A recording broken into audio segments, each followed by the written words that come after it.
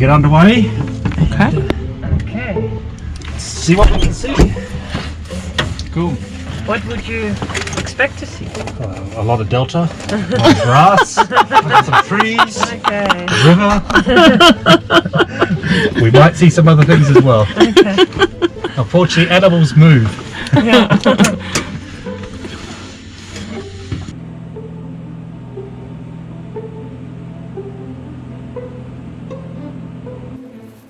On this episode of Across All Borders Going South, join me for a scenic flight over the Okavango Delta.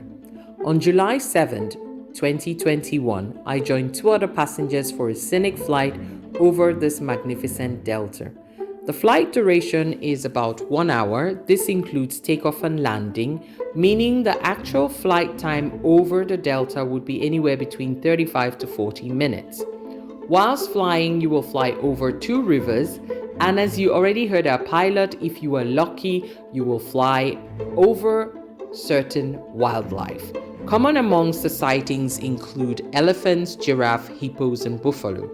During our flight, we came across 3 sightings, some hippos in the water, a large herd of what I believe were buffaloes, and 1 or 2 elephants. Now, I'm not an expert, so I was not able to capture everything. Otherwise, we had the ample opportunity of admiring and taking in the beauty of the delta landscape.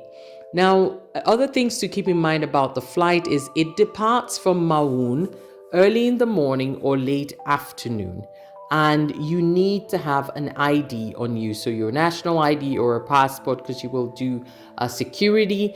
Every person that joins this flight as a passenger has a window seat. There are different aircrafts that are used for such flights. Some companies actually offer flights on helicopters where the doors can be taken out. That might be better for videography and filming. What else can you expect of the Okavango Delta, and why is it so special? The Okavango Delta in Botswana is one of the largest inland deltas in the world.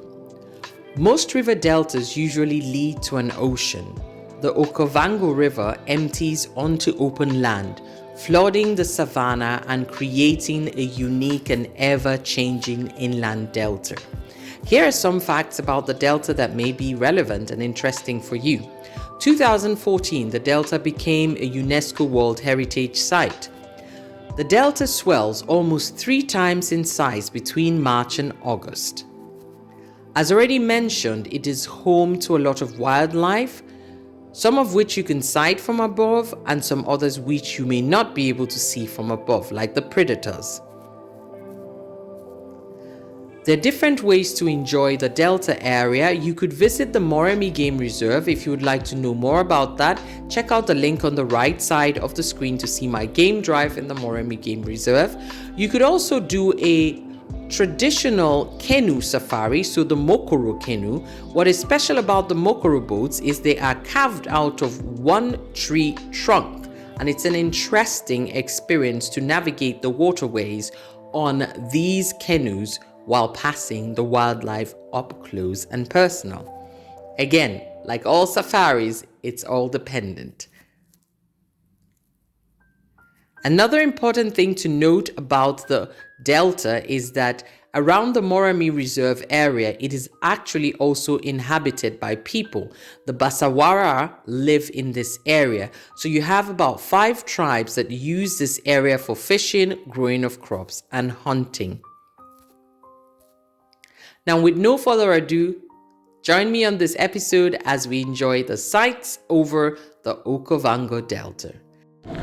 So guys, we are at Moremi Air Office. I'm paying for my Scenic flight.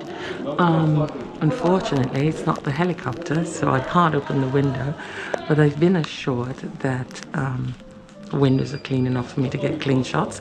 I don't know what I'm expecting, but we're going to see what happens when we take off. It's supposed to be 8 o'clock, and we'll see what happens. It's 7:45 and I'm waiting to take my Scenic flight over the Okavango Delta. I'm going with Mia. As you can see, the departure lot is pretty much empty. We're going to be 3 passengers in a small plane, but either way, it's the first time, so let's see what happens, what we see, if we don't see anything. I think the landscape would be nice even if we don't spot any animals, but I'm hoping we do spot a few heads here and there. I'm hoping the other 2 are on time. They're not yet here.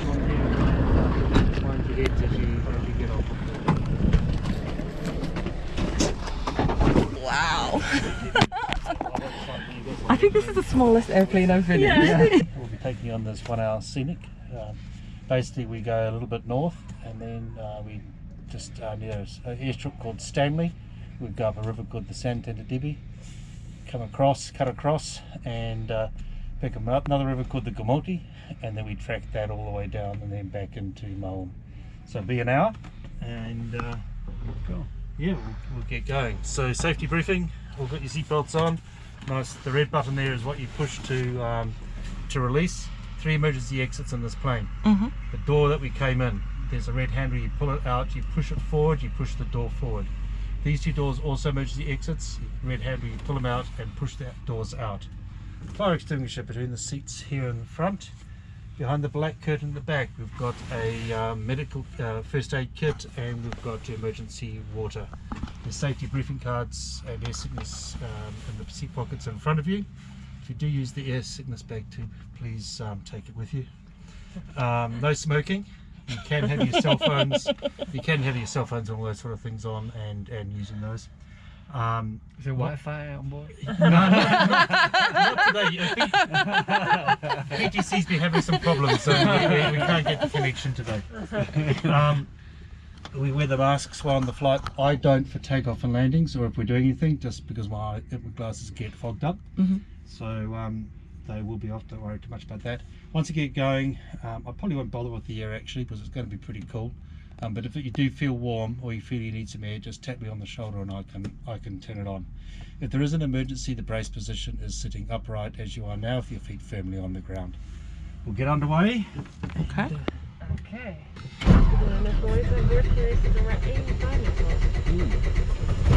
With 1 pilot, you've never had? I don't know. No, in a helicopter. Well, there were 2 still in front. Yeah, there were 2 in.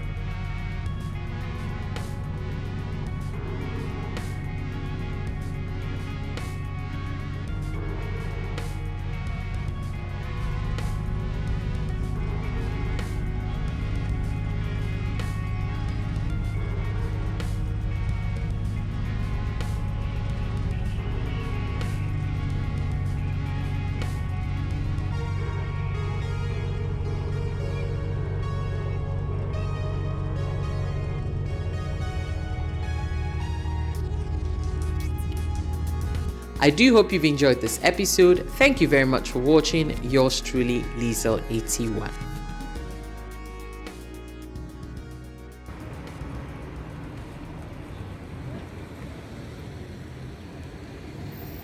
Try to do it with the GoPro.